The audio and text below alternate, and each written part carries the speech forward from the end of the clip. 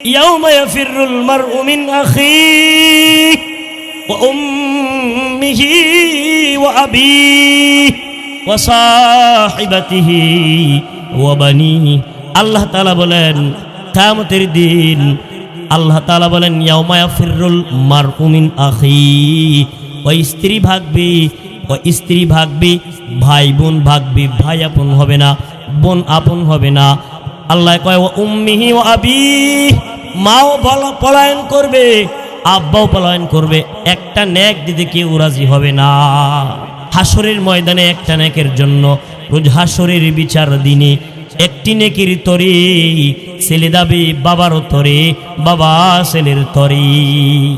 বাবার কাছে গিয়ে বলবে আব্বা, ও বাবা, দুনিয়াতে আপনি আমার বাবা হইতেন, আপনার ঔরসে আমি জন্ম নিয়েছি, একটা নেকের জন্য বিপদে পড়ে আছি আব্বা, একটা নেক দিয়ে সাহায্য করেন, মিজানের পাল্লা আটকে পড়ে আছি। আব্বা বলবি দূর হও, তোমাকে আমি চিনি না, দুনিয়াতে আমি তো বিয়াই করি নাই, তোমারে আমি নেক দিন কোথার থেকে? জনম দুঃখিনী মায়ের কাছে যাবে, মা বলবে দূর হও, চিনি না, চিনি না।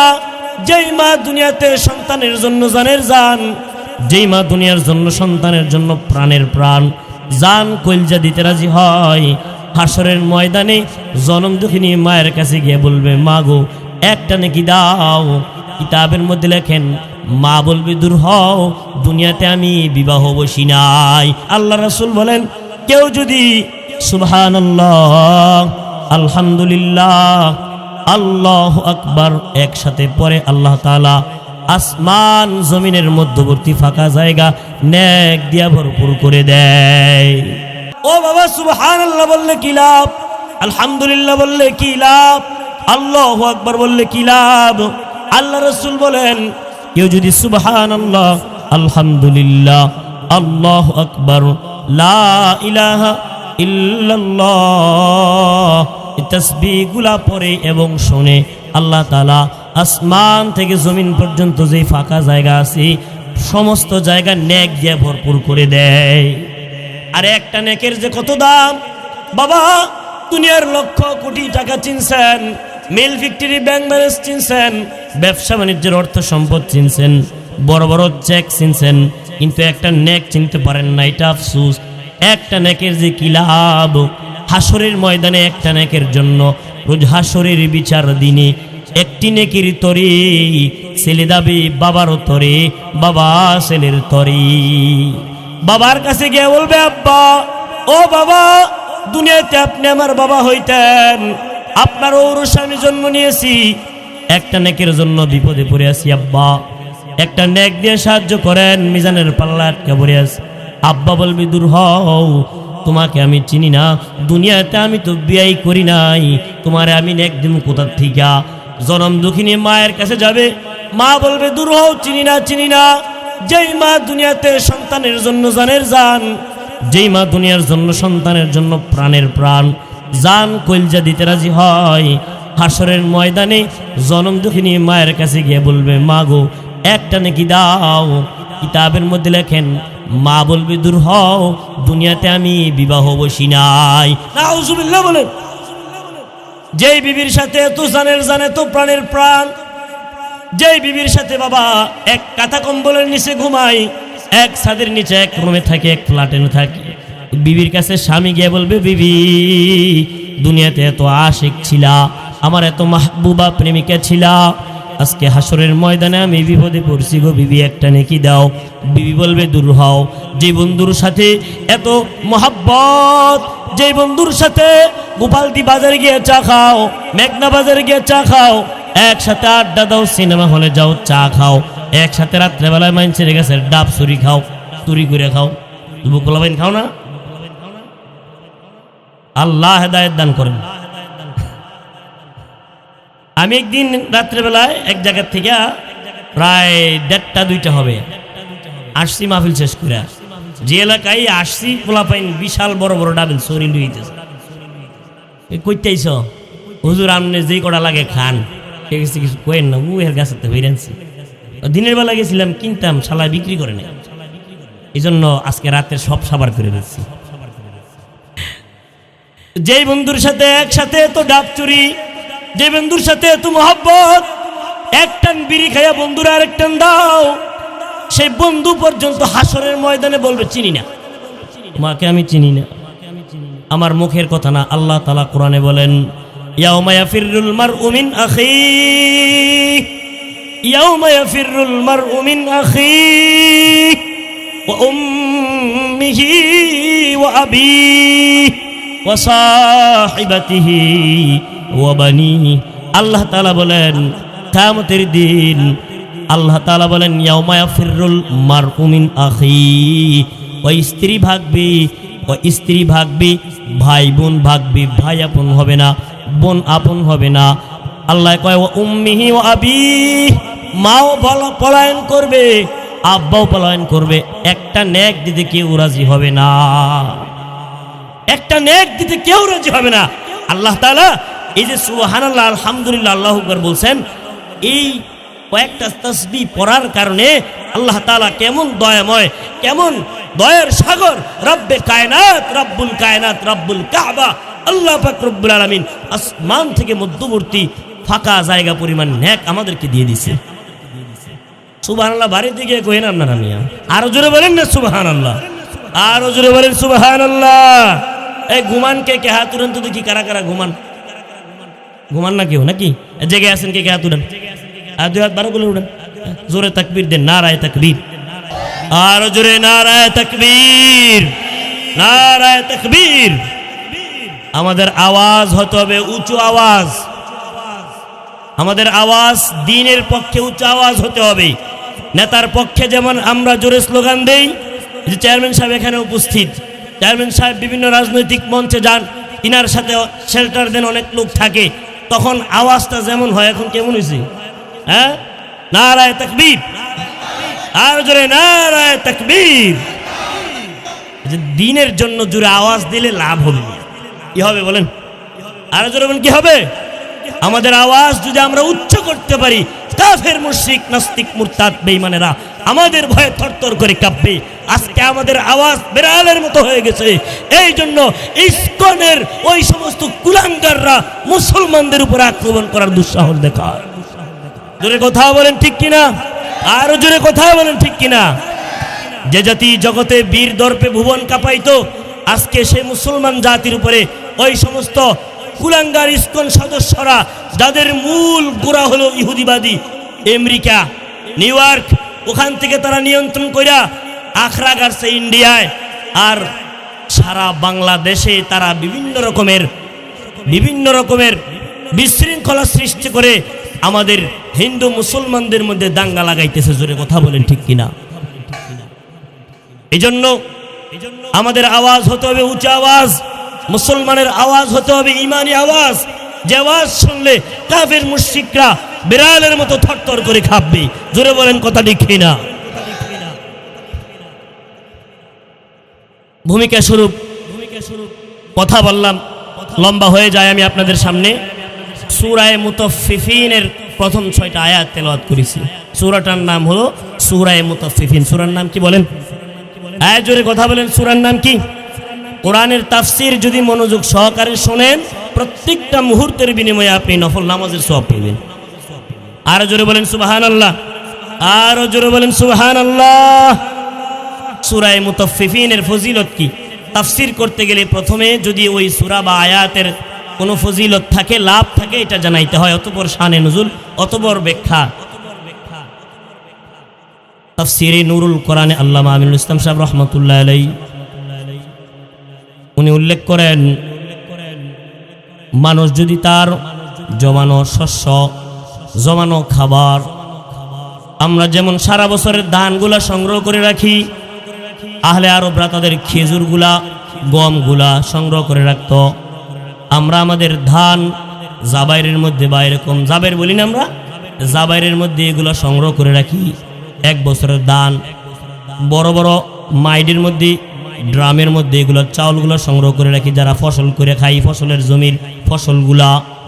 মুফাসসির আলাইহির রহমা লেখেন, কেউ যদি নিজের শস্য দানার উপরে, নিজের ফসলের জমি যেগুলা কাটছে, ফসল জমি থেকে যে ফসলগুলো কাটছে, এগুলো যখন বছর শেষে একত্রিত করে, একসাথে জমা করে, একসাথে জমা কইরা যদি সূরা মুতাফফিফিন তেলাওয়াত কইরা ওখানে ফু দেয়, আল্লাহ তাআলা তার ওই রিজিকের মধ্যে বরকত দান করেন। জোরে বলেন না সুবহানাল্লাহ। কুরআনুল কারীম তেলাওয়াত করে, কোন সূরা তেলাওয়াত করে ফু দিলে আল্লাহর মধ্যে বরকত দেয় কি দেয় না? আর জোরে বলেন দেয় কি দেয় না? সাহাবায়ে কেরাম রিদওয়ানুল্লাহি আলাইহিম আজমাইন, তাদের জমানায় তো ডাক্তার কবিরাজ ছিল না। তারা কি দিয়ে চিকিৎসা করত? কই তারা ডাক্তারি চিকিৎসা করার আগে তারা কোরআন দিয়ে চিকিৎসা করত। কারণ আল্লাহ তাআলা কুরআনুল কারীমের মধ্যে বলেছেন, ওয়ানুনাজ্জিলু মিনাল কুরআনি মা হুয়া শিফা। আমি আল্লাহ যে কোরআন নাজিল করেছি, এই কোরআনের সমস্ত রোগের ঔষধ দিয়ে রাখছি। সুবহানাল্লাহ।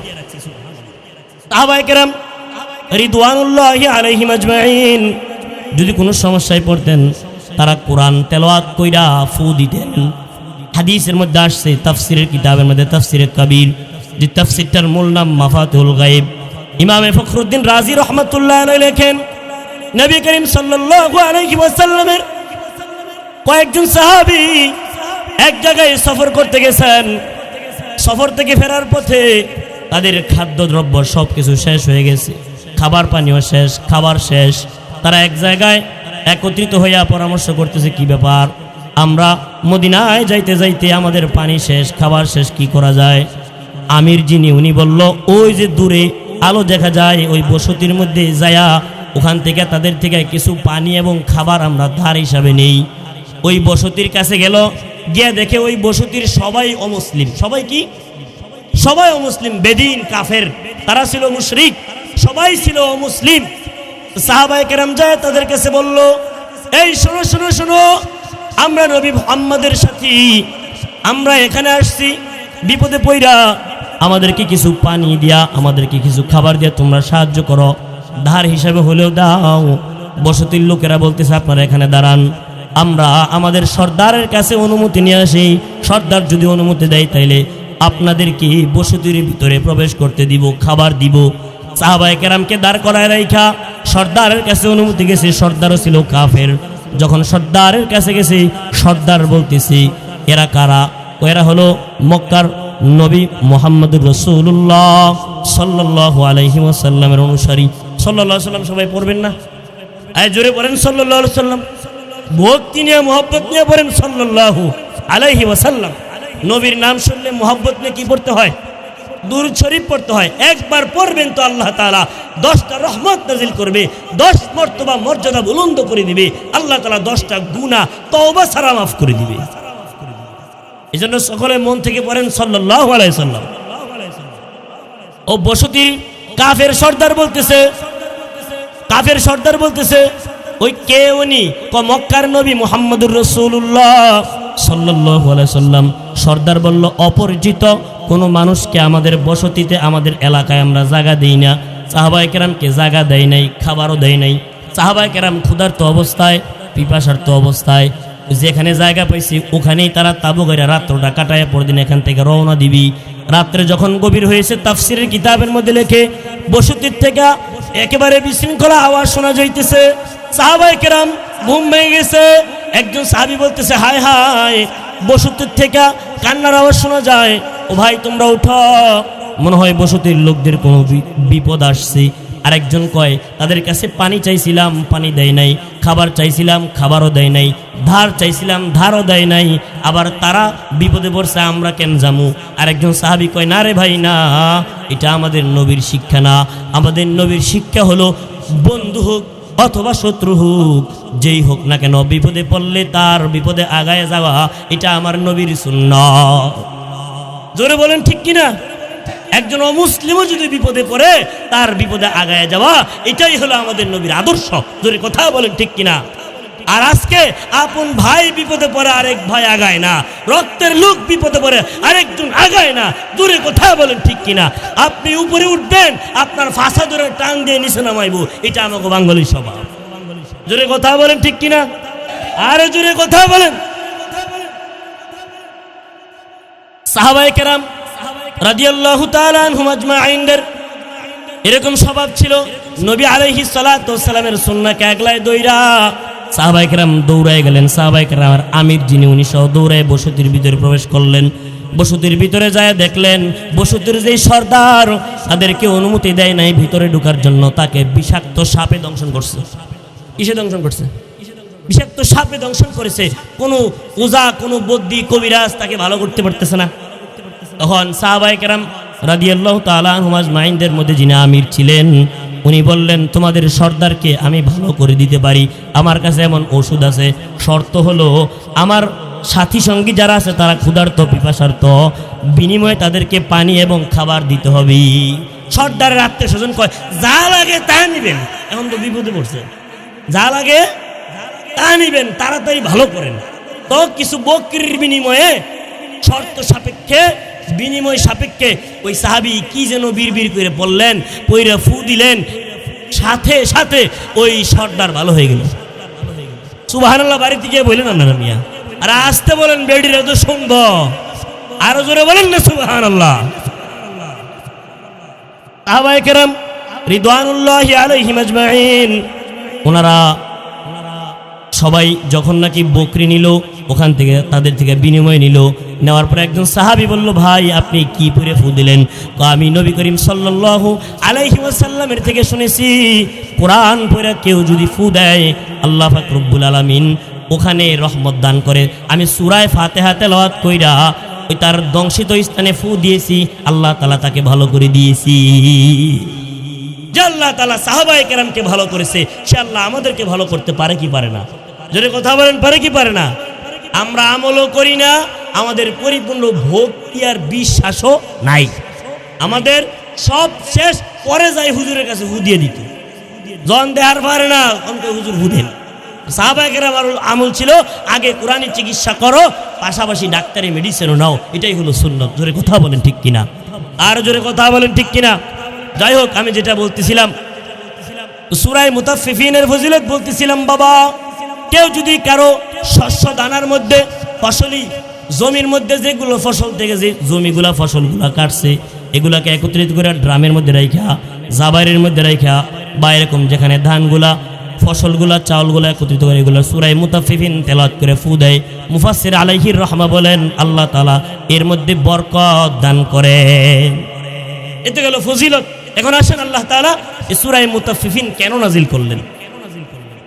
তাফসীর ইবনে কাসির এবং তাফসীরে কবীরের মধ্যে মুফাসসির আলাইহির রহমা লেখেন, নবী করিম সাল্লাল্লাহু আলাইহি ওয়াসাল্লাম যখন মক্কা থেকে হিজরত করে মদিনায় যায়, আপনাদের মনোযোগ আসেনি? ঘুমায় গেছেন নি? মনোযোগ আসেনি? কোন সূরার শান নজুল বলতেছি?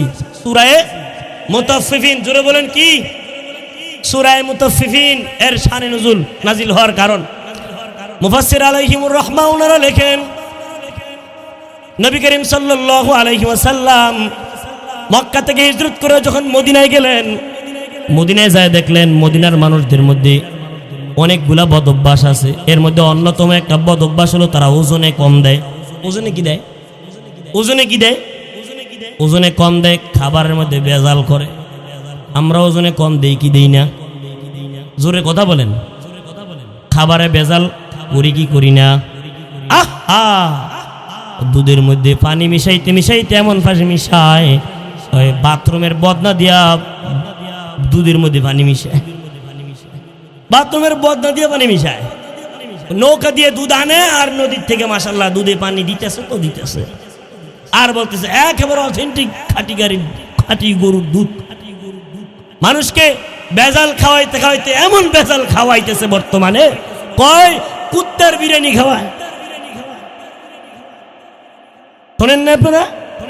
বিভিন্ন কাচ্চি ডাইংয়ে, বিভিন্ন বড় বড় রেস্টুরেন্টে কুত্তার বিরিয়ানি খাওয়াইতেছে, মৃত মুরগ খাওয়াইতেছে, মৃত মুরগা খাওয়াইতেছে, কয়েকদিনের বাসি খাবার খাওয়াইতেছে।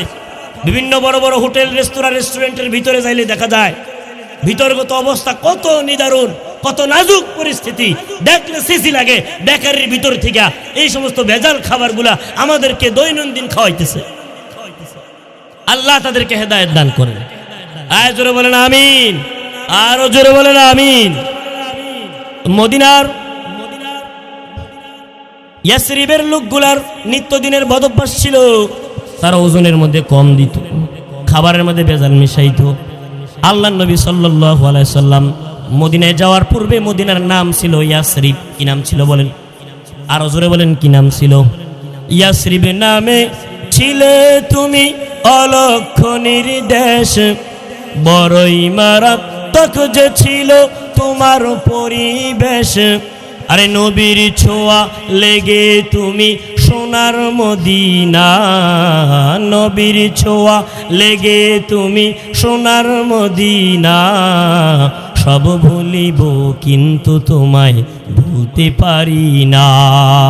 সোনার মদিনা আমার প্রাণের মদিনা, সোনার মদিনা আমার প্রাণের মদিনা। সব ভুলিব কিন্তু তোমায় ভুলতে পারি না। জান্নাতের বাগান তোমায় নবী বলেছেন, খাকে শিফার অধিকারী তোমায় করেছেন। জান্নাতের বাগান তোমায় নবী বলেছেন, খাকে শেফার অধিকারী তোমায় করেছেন। আরে তোমার বুকে বয়ে গেছে নূরের ঝরনা, তোমার বুকে বয়ে গেছে নূরের ঝরনা। সব ভুলিব কিন্তু তোমায় ভুলতে পারি না, সব ভুলিব কিন্তু তোমায় ভুলতে পারি না। সোনার মদিনা আমার প্রাণের মদিনা, সব ভুলিব কিন্তু তোমায় ভুলতে পারি না। সেই মদিনার নাম ছিল ইয়াসরিব, অলক্ষণীর দেশ। ওই মদিনার লোকদের বদভ্যাস ছিল, তারা ওজনে কম দিত, খাবারের মধ্যে ভেজাল মিশাইতো। নবী করিম সাল্লাল্লাহু আলাইহি ওয়াসাল্লাম মক্কা থেকে হিজরত করে যখন মদিনায় গেলেন, যায় দেখি ইয়াসরিবের লোকেরা, মদিনার লোকেরা খাবারের মধ্যে ভেজাল মিশায়। নবী একদিন এক বাজারের মধ্যে গেছে, যায় দেখে একজন গরিব মানুষ ফুটপাতের মধ্যে বৈশা গম বিক্রি করে। কি বিক্রি করে বলেন? কি বিক্রি করে? ফুটপাতে বৈশা গম বিক্রি করে। আল্লাহ নবী দেখলেন গমগুলো অনেক সুন্দর। নবীজি সাল্লাল্লাহু আলাইহি ওয়াসাল্লাম ওই গম উপরে দেখতেছে ভালো, গমের ভিতরে হাত ঢুকাই দিলেন। ভিতরে হাত ঢুকাইলেন, ভিতর থেকে গম বাইর করলেন। নবীজি দেখলেন উপরে ভালো গম আর নিচে খারাপ সিডা নষ্ট গমগুলো ভিতরে দিয়ে রাখছে। তখন নবীজি তাকে বললেন, কি ব্যাপার, তুমি ভালো গমগুলো উপরে দিলা আর খারাপ গমগুলো নিচে দিলা, তুমি তো ধোঁকা দিলা। শোনো, মান গফসা ফালাইসা মিন্না, যে মানুষকে ধোঁকা দেয় সে আমার উম্মত না। নাউজুবিল্লাহ বলে। মানুষকে ধোঁকা দেয়নি, ওই কাপড়ের বাইন নিয়ে 100 বাইন কে ভিতরে ঢুকাই দিয়ে দোষী। ধরে বলেন ঠিক নেই? ব্যবসায়িক এলাকা, ব্যবসায়িকরা বর্তমানে একটা কথা বলে, হুজুর মিছা কথা ছাড়া ব্যবসা হয় না। নাউজুবিল্লাহ বলে। আর জোরে বলেন নাউজুবিল্লাহ।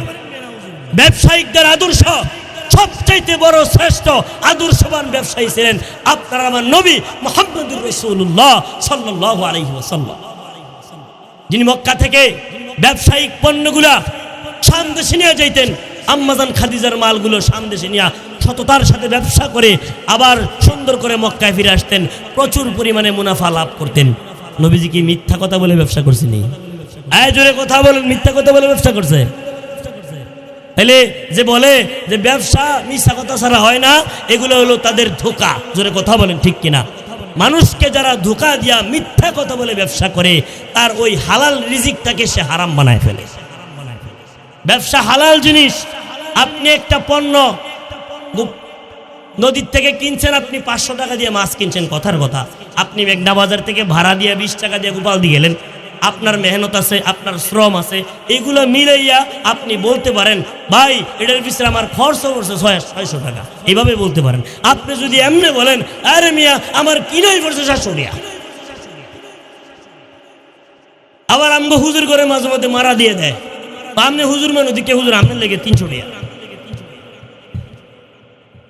আপনার লেগে কি ওদিক। কিছুদিন আগে এক জোড়া জুতা কিনছি, জুতা বাচ্চার জন্য, হুজুর আপনার লেগে 300 টাকা, আর মানুষ লেগে 400-500 টাকা ঘুরে। এই সেম জুতা বিকেল বেলা একজন লোক দেওয়া হয়েছে, আমি যখন মেয়ের লেগে কিনে আনছি 150 টাকা দিয়ে, 2,500 টাকা। আমি তো কি সুন্দর মাশাআল্লাহ বিশ্বাস করছি, লম্বা দাড়ি ওলা, নমাজ পড়ে 5 ওয়াক্ত, বিশ্বাস করে আর দোকানতে নিলাম, হ্যাঁ আমার মারাটা দিয়ে দিল। এই জন্য একটা মানুষ সৎ হওয়ার জন্য দাড়ি টুপি আর পাঞ্জাবিও খাঁটি দলিল না। জোরে বলেন ঠিক কিনা? আদর্শিকভাবে নবী করিম সাল্লাল্লাহু আলাইহি সাল্লামের সুন্নাহ ধারণ করে আপনি যদি সত্য ব্যবসা করতে পারেন, তাইলে আপনার দাড়ি টুপির দাম আপনি রাখেন। এই জোরে কথা বলেন ঠিক কিনা? লম্বা পাঞ্জাবিও লাগাইছেন, দাড়িটাও লাগাইছেন, পাঞ্জাবি পরছেন, কিন্তু আবার মিথ্যা কথা বলে ব্যবসা করলেন, আরেকজনের সাথে বাটপারি করলেন, আরেকজনের জায়গা জমি দখল করে খাইলেন। আপনার নামাজ, আপনার রোজা, আপনার হজ, আপনার দাড়ি আপনাকে জান্নাতে নিয়ে যাইতে পারবে না। এই জোরে কথা বলেন ঠিক কিনা? এই আরো জোরে কথা বলেন। যাই হোক, কথার নাম লতা, বাইতে বাইতে লম্বা হয়ে যায়। আমার যেই মূল উদ্দেশ্য সূরা মুতাফফিফিনের শান নুজুল বলতে গিয়ে লম্বা হয়ে যাচ্ছে, আমি আর লম্বা করব না। আমার পরে আরো হযরতগণ আছেন। নবী করিম সাল্লাল্লাহু আলাইহি ওয়াসাল্লাম মক্কা থেকে মদিনায় যায়, দেখি মদিনার মানুষগুলা খাবারের মধ্যে ভেজাল দেয়। কি দেয় মনে আসেনি? মক্কার মদিনার মধ্যে বাজারের সবচেয়ে বড় ব্যবসায়ী নবীজি দেখলেন, ছোট ব্যবসায়ী যে ফুটপাতে দোকানদারি করে, গম বিক্রি করে, হ্যাঁ ভেজাল করে। এখন নবী বললেন, সবচেয়ে বড় ব্যবসায়ী গাটা বাজার হয়, এর দোকান আমার লইয়ে যাও। হ্যাঁ কি খবর দেখি? সরু সরু সুনাপুরি দেখলাম, এখন রাগ উব্বালদের কি খবর দেখি? আল্লাহর নবী মদিনার বাজারের বড় ব্যবসায়ী, তার নাম আবু জুহাইনা। তাফসীরের কিতাবে লেখে তার নাম কি? আয় জোরে বলেন নাম কি? আবু জুহাইনার দোকানে গেলেন। সে পাইকারি ডিলার, পাইকারি মাল দেয়। কি দেয়? বড় দোকান, পাইকারি মাল দেয়, বড় মুদি দোকান। নবী যে গেলেন তার দোকানে, গম, আটা, প্রয়োজনীয় যা আছে, আমরা যেটা মুদি মনোহরি দোকান বলি, এরকম মুদি দোকান মনে করেন, মুদি দোকান সব আছে তার দোকানে। নবীজি তার দোকানে গেলেন, যায় দেখে তার দোকানের মধ্যে পাল্লা হয়েছে 2টা। পাল্লা কয়টা? জোরে কথা বলেন, কয়টা পাল্লা? পাল্লা 2টা। যারা তার কাছে পাইকারি মাল দেয়, মাল কিনার সময় সে একটা দিয়া কিনে, আবার বিক্রি করার সময় একটা দিয়ে বেচে। কিনার সময় কি করে? একটা দিয়ে কিনে, আর বেচার সময় আরেকটা দিয়ে বিক্রি করে। নবী করিম সাল্লাল্লাহু আলাইহি ওয়াসাল্লামের মনের মধ্যে খটকা লাগলো। নবীজি খেয়াল করলেন, সূক্ষ্মভাবে খেয়াল করলেন, যেটা দিয়ে সে পাইকারি মাল কিনে, ওটার মধ্যে মনে করেন মনে এই কয়েক কেজি বেশি লয়। কয়েক কেজি কি লয়? বেশি লয়। আর যেটা দিয়ে বিক্রি করে মানুষের কাছে, ওইটা আধা কেজি 1 কেজি কম দেয়। কিনার সময় কি করে? বেশি লয় কিছু, আর দেওয়ার সময় কম দেয়। এই জন্য আল্লাহ পাক রব্বুল আলামিন সূরা মুতাফফিফিন নাযিল করলেন। আল্লাহ তাআলা বলেন, ওয়াইলুল লিল মুতাফফিফিন, মহা সর্বনাশ, ধ্বংস ওজন করনেওয়ালার জন্য, ওজন করনেওয়ালাদের জন্য, ওজনকারীদের জন্য। কোন ওজনকারী? আল্লাযীনা ইযাক্তালু আলান নাসি ইস্তাউফুন, যারা মানুষের থেকে নেওয়ার সময় ঠিক মতো মাইপা নেয়। ওয়াইজা কালুহুম আও ওয়াজানুহুম ইয়াখসিরুন, যখন মানুষকে দেয়, দেওয়ার সময় কম দেয়, দেওয়ার সময়। এই জন্য দোকানদার, ব্যবসায়ী যারা আছেন, আপনারা যেমন বাজার থেকে পাইকারি মাল আনেন, তখন কি বলেন? এই মিয়া, কেজিতে 2-1 কেজি কম দিও। হয়নি? বরং সকে ভালো কিছু কমাই দেব মিয়া, বাড়াই দেব। আর দেওয়ার সময় আপনি যদি একজনকে 1 গ্রাম, 2 গ্রাম, 50 গ্রাম কম দেন, ওজনে বাটপারি করে, মনে রাখেন, আপনি 1 গ্রাম, 2 গ্রাম কম দিলেন, এই 1 গ্রাম, 2 গ্রামের জন্য আপনি জান্নাতে যেতে পারবেন না। আর এটা হাক্কুল ইবাদ, এটা হাক্কুল ইবাদ, বান্দার হক, বান্দার হক আল্লাহ তাআলা কখনোই ক্ষমা করবে। জোরে বলেন, ক্ষমা করবে। হাক্কুল্লাহ, যেটা নামাজ পড়েন নাই, রোজা রাখেন নাই, হজ করেন নাই, যাকাত দেন নাই, এটা হকুল্লাহ, আল্লাহর হক। আল্লাহ ইচ্ছা করলে মাফ করবে, ইচ্ছা করলে জাহান্নামের আগুনে জ্বালাই। এটা আল্লাহর হাতে, কিন্তু হকুল ইবাদ। আরেকজনের থেকে আপনি 10 টাকা মাইরা খাইছেন, আরেকজন থেকে 5 টাকা মাইরা খাইছেন, আরেকজনের ঠকাইছেন, ওজনে কম দিছেন, নেওয়ার সময় ঠিকই নিছেন, দেওয়ার সময় বাঁশ দিয়ে দিছেন। কি দিয়ে দিছেন? বাঁশ বুঝেননি? বাঁশ, একটু বাংলা কথা বলি, যেহেতু আঞ্চলিক মানুষ আপনারা। নেওয়ার সময় নিছেন ঠিক, দেওয়ার সময় খোঁজ খবর নাই। একজনের থেকে 10,000 টাকা নিছেন হাওলাত, নেওয়ার সময় ফায়দুর আব্বা ডেকে নিছেন, দেওয়ার সময় হ্যাঁ আপনারা ফায়দুর আব্বাটা। এই জন্য এখন টাকা পয়সা দেওয়ার সময় বলতে হয়, রে বাইরে টাকাটা নে, একটা বাঁশ লয়ে যা, তুই বাঁশ দিয়ে কয়দিন পর আমার দিবি। আর যদি কথা বলেন ঠিক কিনা? নেওয়ার সময় ঠিকই নেস, দেওয়ার সময় দিতে পারে না। এই জন্য আল্লাহ পাক রব্বুল আলামিন বলেন, মহা সর্বনাশ, ধ্বংস ওই সমস্ত ওজন করনেওয়ালাদের জন্য, যারা নেওয়ার সময় ঠিকই নেয়, পরিপূর্ণ করে নেয়, দেওয়ার সময় মানুষকে ঠকায় দেয়, কম দেয়। চেয়ারম্যান সাহেব এখানে উপস্থিত, বিভিন্ন বিচার আচারে ওনারা যান, অনেক মামলা মোকদ্দমা এমন আছে যে টাকা পয়সা পাওনা দেয় না, বিচার আচার করতে হয়, এমন হয় এক পর্যায়ে দিতে পারে না, কম দিয়া পরে মাপ চেয়ে যায়। ধরে বলে ঠিক কিনা? এই জন্যে আপনি যতটুকু নিতে পারবেন অতটুকু গিলবেন, যেটা বদ হজম হবে এটা নিবেন না। আল্লাহ আমাদেরকে বুঝার তৌফিক দান করেন। জোরে বলেন আমিন। আপনারা কি ঘুমাই গেছেন নি? আরো তো বহুত বক্তা আছে, ওয়াজ করব। আমি তো আপনাদের এলাকার সন্তান। মুফাসসির আলাইহির রহমা বর্ণনা করেন, আবু জুহাইনা মদিনার ইয়াসরিবের ওই 2 নম্বর ব্যবসায়ী, আরো যারা খাবারের মধ্যে ভেজাল করতো, ওজনে কম দিত, মদিনার অনেক ব্যবসায়ীদের ছিল। বিশেষ করে আবু জুহাইনাকে উদ্দেশ্য করে আল্লাহ এখানে আয়াত নাজিল করলেন, এই আবু জুহাইনার মতো যারা অপরাধী, কিয়ামত পর্যন্ত যারা ওজনে কম দিবে, মানুষকে ঠকাবি, মানুষের হক মাইরা খাবি, মানুষের উপরে জুলুম করবে, নির্যাতন করবি, মানুষেরটা মাইরা দইরা খাবি, কিয়ামত পর্যন্ত তারা এই আয়াতের অন্তর্ভুক্ত হবে। আল্লাহ তাআলা বলেন, আল্লাযীনা ইযা তালু আলান নাস, আল্লাযীনা ইযা তালু আলান নাস ইস্তাওফুন ওয়া ইযা কালুহুম আও ওয়াজানুহুম ইখসিরুন আলা ইয়াযুন্নু উলাইকা আন্নাহুম মাবউসুন। আল্লাহ তাআলা বলে, সাবধান, তারা কি চিন্তা করে না যে তাদেরকে একদিন উঠতে হবে কবর থেকে? কবরে যাওয়ার পরে একদিন উঠতে হবে না হিসাব দেওয়ার জন্য? উঠতে হবে কিনা? কবরে যাইতে হবে কিনা? নাকি যারা মানুষকে ঠকায়, আরেকজনের হক মেরা খায়, আরেকজনের উপরে জুলুম করে, আরেকজনের জায়গা জমি মেরা খায়, 2 নম্বর দলিল দেখায় মানুষের উপরে জুলুম করে, নাকি তারা কবরে যাই আর উঠতো না? হ্যাঁ, কিছু কিছু নাস্তিক মুরতাদ আছে, তার দোকানে বসে চা খায়, মুসলমানের বাচ্চা, এরা আবার বলে মোল্লা আবার কে উড়াউড়ি হিসাব। নাউজুবিল্লাহ বলেন, বলে কিনা? মরে লো, তারপরে বুঝবি কত দানে কত চা, মর আগে বেটা। আল্লাহ তাআলা বলেন, আলা ইয়াযুন্নু উলাইকা আন্নাহুম মাবউসুন, সাবধান, তারা কি চিন্তা করে না তাদেরকে একদিন উঠতে হবে, তাদেরকে একদিন উঠতে হবে। কোন দিন? আল্লাহ কয় লিয়াউমিন আযীম, সেই মহান দিনের জন্য। মহান দিন কোনটা? যেই দিনের কথা নামাজের মধ্যে দাঁড়াইয়া বলি, মালিকি ইয়াউমিদ্দিন, যিনি বিচার দিবসের মালিক। বিচার দিবসের মালিককে? এই মেয়ে জোরে কোন বিচার দিবসের মালিককে? আরো জোরে ডাক দেন, বিচার দিবসের মালিককে?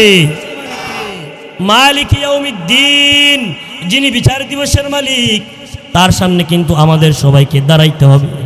আল্লাহ তাআলা বলেন লিয়াউমিন আযীম, সেই মহান দিনের জন্য। ইয়াউমা ইয়াকুমুন নাসু লিরাব্বিল আলামিন, যেদিন সমস্ত মানুষগুলা মহান রবের সামনে দাঁড়াইবি। কোন দিন? তো কিয়ামতের দিন। আরে খাবি খায়ালো, কয়দিন মানুষের থেকে মেরে খাবি, কয়দিন আরেকজনের থেকে জুলুম করে খাবি, কয়দিন সুদ খাবি, ঘুষ খাবি, আরেকজনকে ঠকাবি, কয়দিন মানুষকে ওজনে কম দিবি, কয়দিন খাবারে ভেজাল করবি। একদিন দাঁড়াইতে হবে রবের সামনে। সেদিন পাই টু পাই হিসাব দিয়া যাইতে হবে। হাজি সাহেব নাই, গাজী সাহেব নাই, মেম্বার সাহেব নাই, চেয়ারম্যান সাহেব নাই, সমস্ত ধরনের মানুষ দলমত নির্বিশেষে সবাই সেদিন দাঁড়াইতে হবে। সেদিন আওয়ামী লীগ, বিএনপি, জামাত, জাতীয় পার্টি, ইসলামী আন্দোলন, জাসদ বাসদ এগুলো পরিচয় দেওয়া যাবে না। সেদিন একটাই পরিচয় হবে, হিজবুল্লাহ, আল্লাহর দল, নবীর দল। আল্লাহর দল, নবীর দল, আল্লাহর দিন, নবীর সুন্নাহ অনুযায়ী জীবনযাপন যদি করছ তাইলে যাও জান্নাতে। আর যদি 2 নম্বরই করছ, যাও জাহান্নামের দিকে। এই জন্য আল্লাহ তাআলা বলেন ইয়াউমা ইয়াকুমুন নাস, ইয়াউমা ইয়াকুমুন নাসু লিরাব্বিল আলামিন, সেদিন মানুষগুলো দাঁড়াবে, তাদের রবের সামনে দাঁড়াবে। মুফাসসির আলাইহির রহমা, ইবনে কাসির আলাইহির রহমা, হাফেজ মোহাম্মদ ইবনে কাসির আলাইহির রহমা, তাফসির ইবনে কাসির লেখেন, হাদিস উল্লেখ করেন, সেদিন যেদিন আল্লাহর সামনে দাঁড়াবে, আল্লাহর সামনে দাঁড়াইয়া মানুষ ভয়ে কাঁপতে কাঁপতে কাঁপতে কাঁপতে এমনভাবে ঘাম ছুটবে, তো ঘামতে ঘামতে মানুষের নাক পর্যন্ত ঘাম চলে আসবে। নাউজুবিল্লাহ, মিয়া জোরে বলেন নাউজুবিল্লাহ। নবী করিম সাল্লাল্লাহু আলাইহি সাল্লাম বলেন, তাফসীরের কিতাবে হাদিস আসছে, কিয়ামতের দিন কোন মানুষের ঘাম হবে তার পায়ের টাকনু পর্যন্ত, পাতা পর্যন্ত। কোন মানুষের ঘাম হবে তার হাঁটু পর্যন্ত, কোন মানুষের ঘাম হবে তার গলা পর্যন্ত, কোন মানুষের ঘাম হবে তার নাক কান বরাবর। তাকে ঘামের লাগাম পরানো হবে, ঘামের মধ্যে সে সাঁতরাইতে থাকবি আর বলবে আল্লাহ এ আযাব আর সহ্য করতে পারি না, ঘামের আযাব থেকে আমাদেরকে মুক্তি দিয়া দরকার হয় জাহান্নামের মধ্যে ফালান। নাউযুবিল্লাহ বলুন।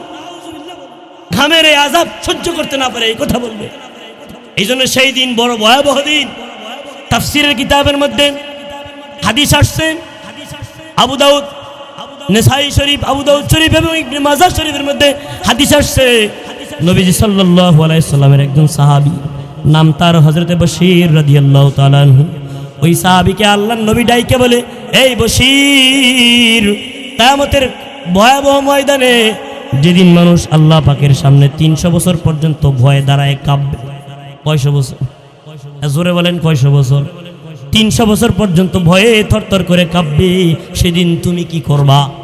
বশীর রাদিয়াল্লাহু তাআলা আনহু চোখের পানি ফেলায়া থরথর করে কাঁপে আর বলে, ইয়া রাসূলুল্লাহ, আমি জানি না, আপনি বলেন কি করব। তখন নবীজি বলেন, বশীর, রাত্রেবেলায় যখন ঘুমাইবা, ঘুমানোর পূর্বে তুমি আল্লাহর কাছে কিয়ামতের দিনের ভয়াবহতা সম্পর্কে তওবা কইরা মাফ চাইয়া তারপরে ঘুমাইও। তাফসীরের কিতাবের মধ্যে আসছে, নবী করিম সাল্লাল্লাহু আলাইহি ওয়াসাল্লাম যখন তাহাজ্জুদের নামাজের জন্য উঠতেন, এই কোন নামাজের কথা বলছি? এই জোরে বলেন কোন নামাজ? তাহাজ্জুদের নামাজের জন্য যখন নবীজি উঠতেন, উইঠা নবীজি 10 বার পড়তেন সুবহানাল্লাহ, 10 বার পড়তেন আলহামদুলিল্লাহ, 10 বার আল্লাহু আকবার, 10 বার আস্তাগফিরুল্লাহ পইরা আল্লাহর কাছে হাত উঠাইয়া চোখের পানি ফেলায় বলতেন, আল্লাহ আপনি আমাকে ক্ষমা করেন, আল্লাহ আপনি আমাকে রিজিক দান করেন, আল্লাহ আপনি আমাকে হেদায়েত দান করেন, আল্লাহ আপনি আমাকে কিয়ামতের ময়দানের কঠিন বিভীষিকাময় মুহূর্ত থেকে হেফাজত করেন। বলেন তো বাবা, নবীজি কেন এই কথা বলছেন? নবীজি কি কোনো গুনাহ করছে নাকি? নবীজি কোনো অন্যায় পাপ করছে নাকি? কেন? তারপর আল্লাহ রাসূল দোয়াগুলো করছেন, শিখাইছেন। নবীজি উম্মতকে শিখাইছেন, উম্মতেরারি তোমরাও কিয়ামতের ভয়াবহতা থেকে আল্লাহর কাছে পানাহ চাইবা, আল্লাহর কাছে মাফ চাইবা। এই জন্যে এই জঘন্যতম অপরাধ যারা করে, যারা মানুষকে ঠকায়, ওজনে কম দেয়, মানুষের হক মেরে খায়, আরেকজনের জায়গা জমি মেরে খায়, আরেকজনের উপরে জোর জুলুম, অন্যায় অত্যাচার অবিচার করে, তাদেরকে উদ্দেশ্য করে আল্লাহ তাআলা বলেন, এই আলা ইয়াযুন্নু উলাইকা আন্নাহুম মাবউসুন, সাবধান, তারা কি চিন্তা করে না তাদেরকে একদিন আল্লাহর সামনে দাঁড়াইতে হবে। লিয়াউমিন আজিম, সেই মহান বিচারের দিনে, ইয়াউমা ইয়াকুমুন নাসু লিরাব্বিল আলামিন, যেদিন সমস্ত মানুষগুলা রবের সামনে দাঁড়াবে। এজন্য আমাদের সবাইকে এই সমস্ত ঘৃণিত গর্হিত খারাপ কাজ থেকে, মানুষকে ঠকানো থেকে, মানুষকে ধোঁকা দেওয়া থেকে বাঁচতে হবে। হাদিসের মধ্যে আসছে, রাসূল করিম সাল্লাল্লাহু আলাইহি সাল্লাম বলেন, 5টা পাপের কারণে আল্লাহ তাআলা 5টা বড় বড় শাস্তি দান করে। এই কয়টা পাপ? জোরে কথা বলেন, কয়টা পাপের কারণে কয়টা শাস্তি? 5টা পাপের কারণে 5টা শাস্তি। সেই পাপগুলো কি কি? যে জাতি ওয়াদা ভঙ্গ করে, আল্লাহ তাআলা সেই জাতির উপরে দুশমনকে চাপায় দেয়। তাদেরকে চাপায় দেয়। এই সূরা মুতাফফিফিনের তাফসীরে আসছে, যে জাতি ওয়াদা ভঙ্গ করে সে জাতির উপরে দুশমনকে আল্লাহ বিজয় দান করে, দুশমনকে চাপায় দেয়। ওয়াদা আমরা এখন খেলাপ করি নাকি ঠিক রাখি? জোরে কথা বলেন। আমরা ওয়াদার বরখেলাপ বেশি করি না? এই জন্য আমাদের উপরে দুশমনরা কয়েকদিন পর পর বিজয় লাভ করে, আমাদেরকে উস্কানি দেয়, ষড়যন্ত্র করে, আবার দুশমনরাই উপরে উঠে যায়। আমাদের বর্তমানে বাংলার সবচাইতে বড় শত্রু হলো ইসলাম নামক ওই সমস্ত উগ্র সন্ত্রাসীরা। জোরে কথা বলেন ঠিক কিনা? দেখেন না, মাত্র কয়েকদিন আগে এই সমস্ত উগ্র সন্ত্রাসীরা একজন ইমামকে অপহরণ করলো, একজন ইমামকে উলঙ্গ করলো, অপকর্ম করলো, তাকে পঞ্চগড়ে নিয়ে উলঙ্গ কইরা শিকল দিয়ে বাঁধা রাখলো। এখন তারাই আবার উদুর পিণ্ডি বুদুর গারে তার উপরে দোষ চাপাইতেছে, বলতেছে নাকি নিজে নিজেই পাগল হয়ে কেউ এগুলো বিশ্বাস করে। নিজে নিজেই সে অটোতে কইরা জয়দেবপুর গেল, ওখান থেকে শ্যামলী বাসে উঠলো, নিজে নিজেই মন চাইলো পঞ্চগড় গেল, নিজে নিজেই আবার উলঙ্গ হইল, নিজে নিজেই পায়ের মধ্যে শিকল পরে ঘুমায় গেল। এগুলো কি পাগলে বিশ্বাস করে? আল্লাহ আমাদেরকে হেফাজত করেন। আমাদের উপর মহলের কর্মকর্তা যারা আছে আল্লাহ তাদেরকে হেদায়েত দান করেন। কপালে হেদায়েত না থাকলে আল্লাহ তাআলা আবু জাহেল আবু লাহাবের মতো ধ্বংস করে দেন। যেই কথাগুলো বললাম আল্লাহ তাআলা বললেওয়ালা শুননেওয়ালা সবাইকে ইখলাসের সহিত আমল করার তৌফিক এনায়েত করেন।